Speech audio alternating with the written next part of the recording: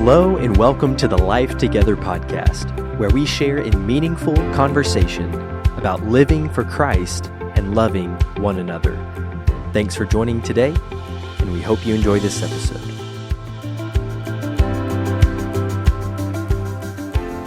Well, hey everyone, I'm here today with Clint Stinson, and Clint is, he recently graduated from high school. He's about to head down to FC actually today. We're here recording this around 7:15, and your estimated time of departure is what time? Sometime soon. Soon. Yeah, probably around 9. I hope so. So we got a short time span to get this conversation in, but it's something that we've been talking about for a while. When we actually first started setting up for this podcast, this kind of setting here in my office, Clint saw it, and I think you were jokingly like, when are you going to have me on? Yeah. Right? Something like that. And then I was like, well, now you have to do one. But you had a really good idea, I thought, for it. And maybe you just want to tell a little bit about the idea, and then we'll kind of circle back around to it. But what was kind of the idea that you had for what this conversation could be all about? Yeah. So I really kind of wanted to just talk about identity and purpose, and I feel like that's something huge today that people are struggling with, especially my age. I definitely struggled with it a lot with growing up in high school. I definitely kind of battled with what is my identity? What's my purpose? So that's basically what I wanted to talk about. Yeah. Awesome. Well, I think that's such a relevant issue for today for all kinds of reasons.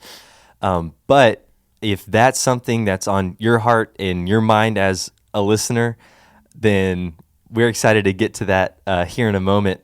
But Clint, okay, so you've been at Lost River your whole life, right? Yep. So what's your earliest no, I'm just kidding. What's it been like growing up here at Lost River, and what's it like now? Here you are, an hour away or so from leaving. Hopefully not forever. You got it. You and all the other seniors, y'all have to come back. But I don't know what's that been like, and what is it like now? Realizing, all right, I'm about to head down to Tampa and kind of start this new chapter of my life. Yeah. It doesn't really feel real at all. Like, I don't know. It just seems like I'm not even leaving, but I actually am in 2 hours. So that's pretty crazy. But no, definitely just growing up here has been unbelievable. Couldn't ask for a better place to grow up, and I've been blessed just so greatly, and I don't deserve it, and it's been truly amazing being here for sure. Yeah. Well, it's so cool to see you become this leader among the high school group, and all the seniors this year I felt have really been that way, and seeing the ways that y'all have reached out to the younger kids and not only made them feel like they belong, but actually be a friend to them and to have them as your friends. That's just been really special to see. And I guess that leads to one question. When you think about this group of kids that you're leaving behind, that sounds so dramatic. But when you think about leaving this group behind for now, for the time being, what's on your heart to say to them? I'm sure you've had some one-on-one conversations with people, but what's something that you want to leave them with as now they kind of, I guess, in some real sense, kind of feel the void that's left by you guys? Yeah, they're either sad or rejoicing that we're leaving. I don't know. I guess one thing I would tell them is definitely just seek discomfort. Definitely try to, I know everybody says get out of your comfort zone and all that, but really push yourself to things things that scare you, because it helps you grow. Whatever you're not good at it, try to get better at that. And another thing is just seek out the Lord. That's something I didn't do in high school as much as I should have. Seeking out the Lord is the best thing you can do, and definitely leaning on one another and just trying to build each other up every day for sure, and not focusing so much on self. Yeah, yeah, and that's a great message, not just for high school and middle school, but for all of us.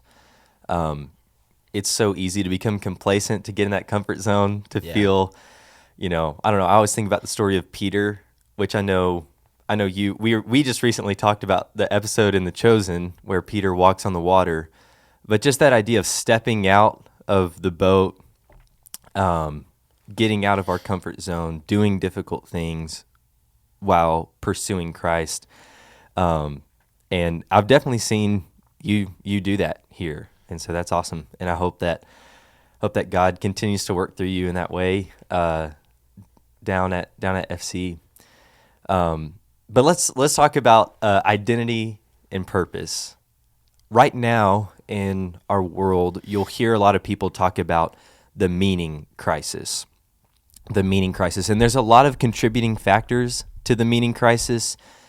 But you can pick it up in everything from the predominant narratives in songs and movies to the casual conversations that you have with your friends, to the things that you hear on the news and what politicians say.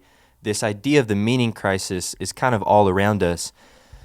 But it seems like maybe the demographic that it affects the most would be teens, young people, everywhere from middle school up and through young adulthood.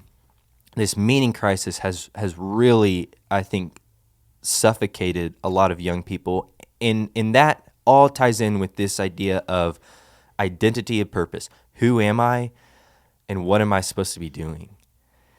So, where for you did this idea kind of originate from?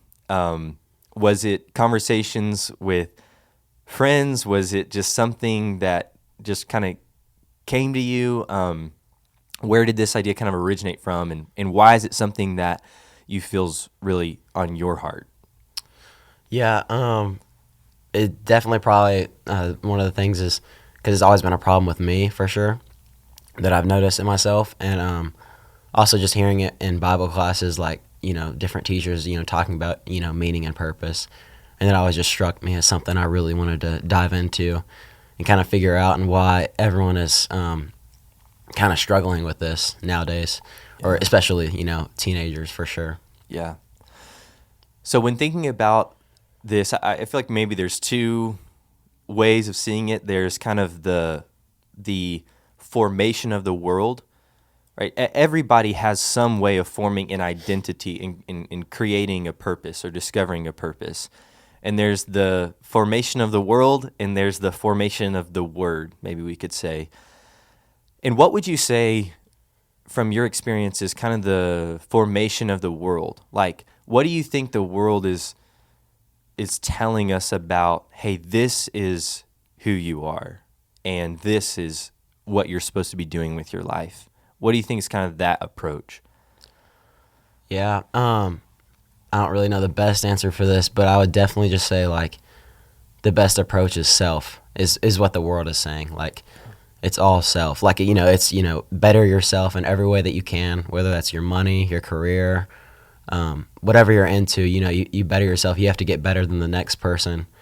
And it's all about, I think a big part of it is social media, and really just kind of, I don't know, just making everyone focus on themselves and not really looking outward.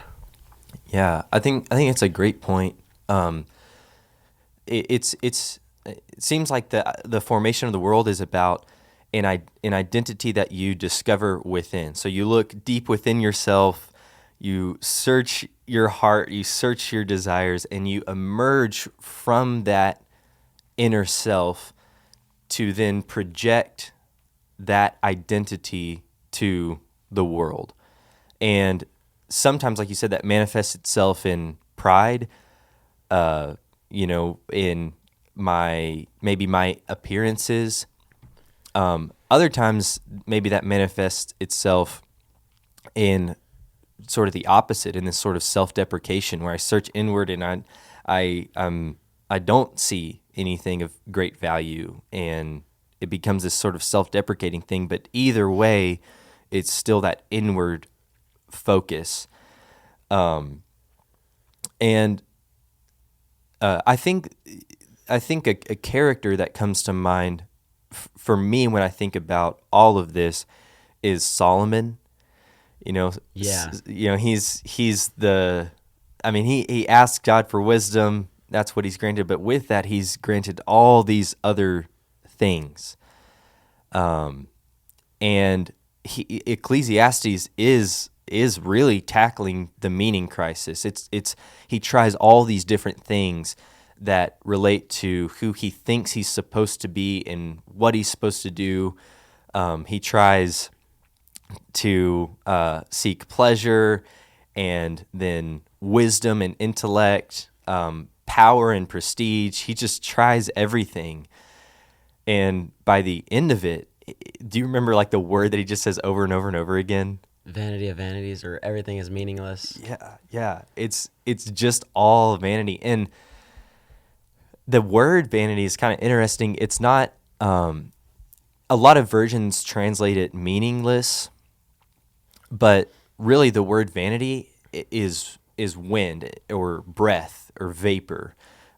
He even says that it's all vanity, and he says like striving after the wind. This idea that when you live life under the sun, which is another common thing he says, under the sun, when you live life for only what's under the sun, you're just grasping at vapor, and it slips through your hands. And so it kind of hits on two purposes. First of all, grasping after after vapor is pointless. It is meaningless, but it's also really hard to do, and it's really frustrating. And so this describes the human experience of life lived for nothing but what's under the sun. It's frustrating. You can't grab a hold of it. When you try to squeeze meaning out of relationships or out of your appearances or out of wealth or prestige or whatever, it just slips through your hands, and it's disappointing and frustrating. You can't do it. And then ultimately, just like striving after the wind, it's pointless, it's meaningless, and it leads to this overwhelming, I think, despair. It's just like he had literally everything you could think of. Any type of happiness or pleasure he had, anything that was on this earth. And it's just kind of crazy to me, like he was the wisest person on earth, and then he, chose to try to seek out all these pleasures, and it left him with nothing. Like, it gave him no sense of pure, like, happiness, and happiness that actually stayed. And it's just such a reflection on our lives, for sure. Yeah, I think so. And just to make this very, I guess, real from the, like, atheist secular perspective, here's what one author, Stephen Jay Gould, says about this. He says, "We are here because one odd group of fishes had a peculiar fin anatomy that could transform into legs for terrestrial creatures, because comets struck the earth and wiped out dinosaurs, thereby giving mammals a chance not otherwise available. We may yearn for a higher answer, but none exists. This explanation, though superficially troubling, if not terrifying, is ultimately liberating and exhilarating," he says. "We cannot read the meaning of life passively in the facts of nature. We must," and this is the key, "we must construct these answers for ourselves." So this is, in some ways, what I would consider to be like the gospel of our culture, where, it's like he says, right, this is life under the sun. We've just evolved through this randomized process. We got very fortunate, very lucky for mammals to rise to the top. And upon realizing this, we might initially think, well, now there's no meaning if this is all that there is. But the secular answer is, Well, now you have the freedom to create that identity, to create that meaning, and discover that purpose for yourself. So this is, and I say kind of the gospel of our culture because you can hear it everywhere. I think I've said this several times before in sermons and things like that, but the best quote for this is the great and noble. I'm trying to come up with more superlative titles for this person. Elsa from the movie Frozen. She says in that song, "No right, no wrong, no rules for me. I'm free." Like that's the gospel anthem of our culture. This is the good news that we're being fed. Yeah. And I think you see that manifest itself in a bunch of different ways among young people. Definitely with just like identity and purpose. It's kind of like identity is just a sense of self and a sense of worth, and it's what makes you significant and confident of your value. And when you like try to find that in your own way and not receive it from God, it leaves you empty, and like you seek after just empty wells. And so like you're constantly throwing yourself, either it's into your career or say like it's sports you play, and you're putting your entire value into those things. So like a big one for me that was like really a problem for sure was I put all my identity in basketball. So like when I was in middle school and early on in high school, like, you know, we had tryouts, and like I just remember thinking, you know, if I didn't make the team, like, you know, why, like, what am I, like, what's my purpose, you know? So like that was so just hard battling with, and like I would get so worried about, you know, how am I doing in basketball, whatever.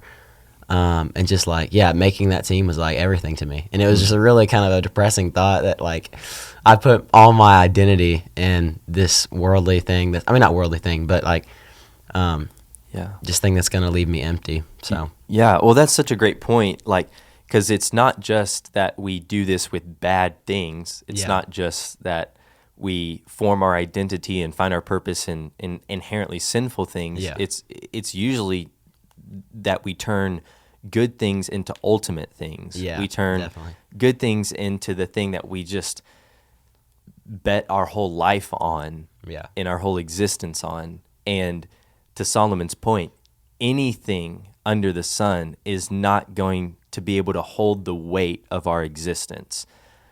The only way is if there's something we could say beyond the sun, beyond space and time and matter, that provides meaning to all of this. And ultimately, the conclusion he comes to is fear God, keep his commandments, for this is man's all. But I think the gospel lens through which to see that is the only way to discover meaning to life under the sun is if if the God beyond the sun takes on flesh and reveals that to us and shows us what it means to live. So let's pivot. That's kind of the world's formation. What do you think the Bible has to offer in terms of forming an identity and a purpose? Yeah, well, it gives a purpose for everyone. It's not just like a specific group of people. It's for all people, which is really cool. And that's, you know, nothing in the world gives you that, like where everyone can like have a purpose and identity.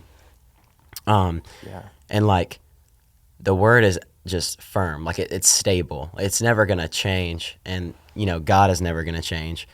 So it's like all the things we're, you know, putting our worth in, they're all unstable. They can all fall away, you know, just different things like that. But, you know, God is our rock, and he is always going to stand firm. So that's definitely what I think it helps us with. Like, it's just always firm. Yeah. Wow. That's such a good point. So I kind of hear two things in that. One, the inclusivity of it, which is interesting because most of the time people kind of accuse Christianity of being too exclusive. But really, the identity formation of the world is inherently exclusive because it's usually based on more so our differences than what we have in common, right? sure. even with something as light as you identifying with basketball, if you place your identity in that, well, that excludes you from the kid who's interested in whatever else, you know. Yeah, definitely. So that's really interesting. It's inherently inclusive compared to the formation of the world, because everyone can find a meaningful identity in Christ and who God made them to be. But then the solidity of it.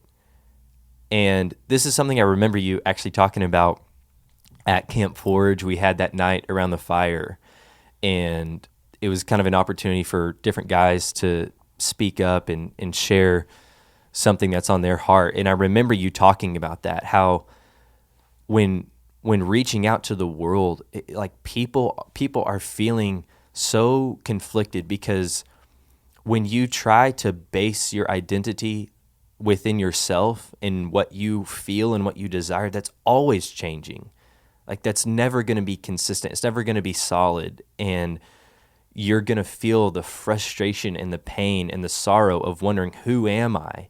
Because none of those desires are going to be consistent across time for you. And in the most tragic version of that is, I think, what we're seeing within sort of the LGBT movement, right? Yeah. Where we have now many, many, many cases of particularly trans people who transition, but then later their desires have changed again, and they feel the pain and the sorrow, and it's so heartbreaking. And we need to be there for those people. We need to show them the love of Christ through that, and show them that there is something solid, there is something fixed. But more so than just sort of what we might think of as, you know, one of the most devastating situations to be in, every other identity formation, not just with that movement, but in general, is that way, where it's not solid, it's not fixed, and so that leads to all this frustration. But I love your point that, yeah, with God here, he's described many times as the rock, or as everlasting to everlasting, or the I am. And if our identity is in him, then it's fixed, it's stable. So yeah, I really love that. Any other thoughts on that? Yeah, it's just, what you said about, like, LGBTQ. It is really, really sad. And, like, I feel like, as Christians, we don't do it enough, just reaching out to different people like that. And, it's honestly kind of the same thing. Like putting your value in, I guess, searching for, I don't know, a gender that, gives you value, or like just putting yourself in the LGBTQ community, I guess. It's the same thing as, like, me putting in all my value and all my worth into a sport. Yeah. Like, it's not like that's different. Like, it's the same thing. Mm-hmm. And so, yeah, I really want to reach out more, for sure. And it's all just, putting your value into these types of things. It's just all chasing after the win. Like, we're never going to be happy doing that. Yeah. But yeah. Yeah, and there's so much more than just sort of the life under the sun. You know, there's so much. You are so much more than basketball. You are so much more than your career. You're so much more than however you excelled in your education. You're so much more than your beauty or appearance or whatever. And you're so much more than your sexuality. Like, that doesn't have to be the thing that defines you. And if that is how you define yourself, I think more often than not, it'll crush you. So what do you think about this? How do you were baptized almost, it's been almost a whole year, right? Yeah. That you've been a follower of Jesus. That's awesome. What do you think baptism and being united with Christ has to do with our identity? Because in one sense, right, we're all created by God.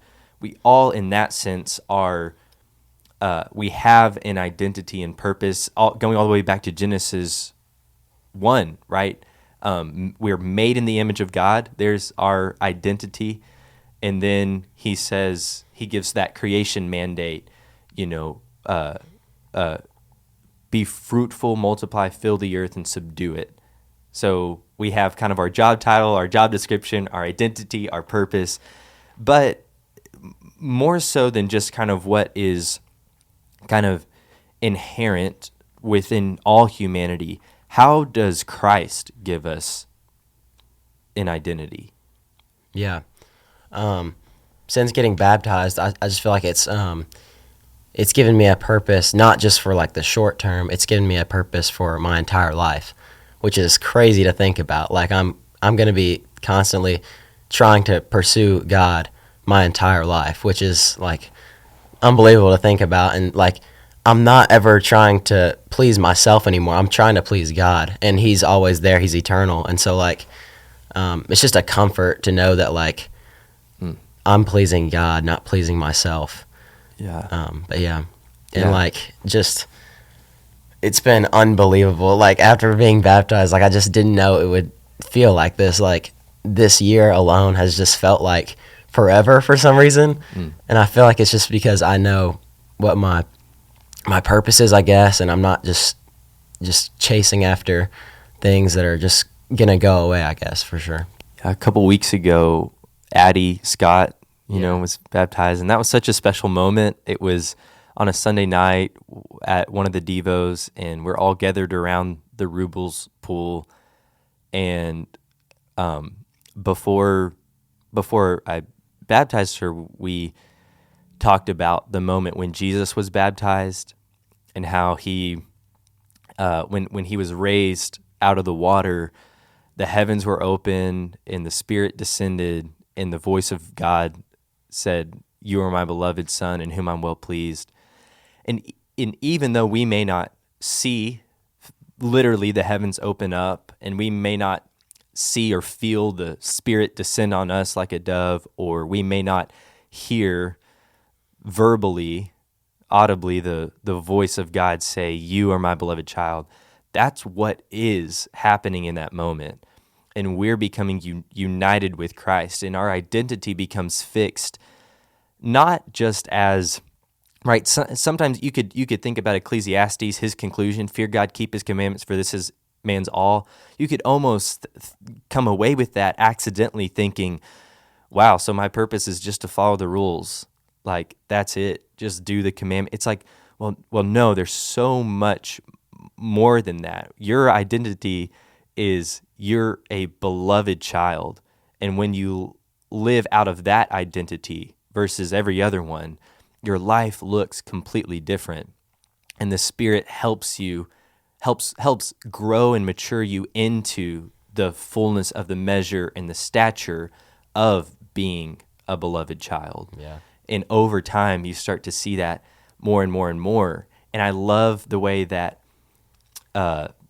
First John 3 puts it when he talks about, he's like, hey, we don't know what we're going to be yet. But we do know that when we do see him, we shall be like him, for we shall see him as he is. I'm slightly misquoting that. But the idea is that like there's going to be a day when like what we all experience after we become a Christian are these growing pains, right? It's like, okay, I know this is my identity, but I'm not always feeling like a child of God. And sometimes I feel like I'm failing. And so I don't know, is something off? Do I need to question my identity? Am I really this? Does he really? And he's like, well, listen, one day you're going to turn around and you're going to see him face to face. And in that moment, you will be like him. And what that means for the here and now is the most certain and fixed self-identity that I could have is who Christ is. Like if I'm being formed into the image of Christ, and that's who I'm going to be one day for eternity, then who I am in this life, 60, 70, 80 years, or perhaps less than that, then the most sure identity that I could live in those few and fleeting decades is to embrace the image of Christ that I see in Scripture. Yeah. And if I ever question my identity, who am I? It's like, well, who I'm going to be for the longest one day is exactly who Jesus is in this book. And if I can live into that, if I can lean into that and embrace that, then I'll have an identity that's fixed not only for this life, but for all eternity. For sure. Yeah, and it's amazing what you said. It's like and I feel like a lot of people don't know this about Christianity who aren't Christians, but it's like everyone matters. It's not just, I already said this before, but it's just like, everyone belongs. Yeah. For sure. But yeah. Yeah. You're baptized into a family. You're not an only child, but you belong to a whole family whose identity and meaning and purpose is fixed in being the children of God. Definitely. You talked about 30 to 40 years, or like, say we're here for 60 years, and you said it was kind of like fleeting. And I was like, or just thinking, I've thought about this a lot, is where, we have one shot, and like, I don't think we realize enough how quickly it goes by. Because I'm 18 years old, but I feel like I'm 14. Like I just cannot believe that I'm 18 years old. And so one thing is just to really realize that, we have one shot to get to the kingdom of God. I'm not trying to be like depressing or anything, but like, no, like we have, we can't just let this pass. Like we can't just go after pleasurable things and just think, we'll figure it out later on. But like, yeah, it's one shot, and we gotta, fight to get this, because, this is everything. You're so right. That's so important to remember. And as we, have that one shot, it's like, man, praise God that in His one life, in His one shot, He did what we never could. Yeah. And He showed us the way. Absolutely. So, well, awesome. Well, this has been a really, really great conversation. I'm glad we got to do this. I'm glad that we ended up finding the time. And I know I speak for everyone here at Lost River when I say that we love you and we wish the very best for you. And not only wish the best, but we're praying for all 5 of you heading down to FC, and for Emily and Sydney as they stay here in the area. And we're excited to see what God will do through y'all. And that's not just like a saying. I feel like you probably hear that a lot when you graduate. God's going to do great things, but we genuinely and sincerely believe that God is doing great things through y'all. Just on behalf of the seniors and everything, just like, we can't thank y'all enough, and y'all have done so much for us. It's just unbelievable what we were brought up in, and we couldn't have asked for a better family, for sure. Yeah. Awesome. Well, we wish you guys the best. I guess we better get you back to your house so you can pack and everything. So. Yes, I can finally pack. Yeah, that's right. Well, thanks for getting up at 6. Appreciate it, man. For sure. Love you, man. Love you too.